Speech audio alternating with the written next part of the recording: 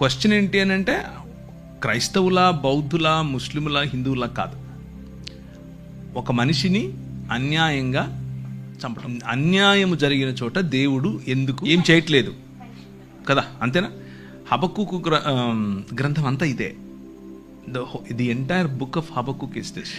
అందరు భక్తులకు ఇదే క్వశ్చన్, మీకొకరికే కాదు, ప్రపంచంలో ఉన్న అన్ని రకాల భక్తులకు ఇదే క్వశ్చన్.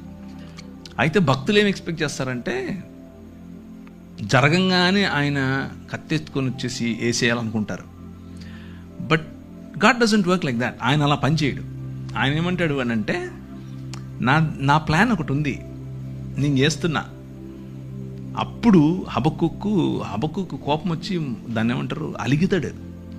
అలిగి పై గోపురం ఎక్కి మఠం వేసుకొని కూర్చుంటాడు, నువ్వు చెప్పు నాకు ఇప్పుడు ఆన్సర్ అని. దానికి ప్రభు ఏం చెప్తున్నాడు అని అంటే, నువ్వు చూస్తుండు, నేను చేస్తున్నా, నేను ఒక నూతన కార్యం చేస్తున్నా, అది వస్తుంది, అది జరుగుతుంది, you just need to see it. మేము హింసింపబడటం నీకు ఇష్టమా అని అడుగుతాడు ఈయన. ఏంటిది ఇలా చేస్తావా అంటే, అందుకే విను జాగ్రత్తగా, నేను ఒక కొత్త పని చేస్తున్నా, నూతనమైనటువంటి పని.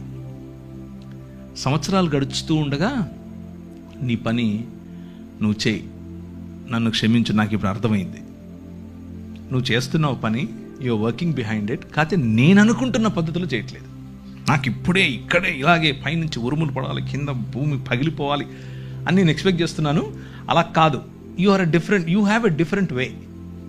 ఆ డిఫరెంట్ వేలో నువ్వు పని చేస్తున్నావు అని గమనించిన తర్వాత హబక్కుకు ఏమంటాడంటే, సాలలో పశువులు లేకపోయినా, అంజూరపు చెట్టు ఫలించకపోయినా యెహోవా యందే నేను ఆనందిస్తాను. నువ్వు ఉన్నావు, నాకు అర్థమైపోయింది, నువ్వు చేస్తున్నావు, నమస్కారం స్వామి, నువ్వే చెయ్యి అని చెప్తున్నాడు. సో ఫైనల్గా వాళ్ళు పనిష్మెంట్కు లేకపోతే తీర్పు అనేది ఆయన చేతిలో ఉంది.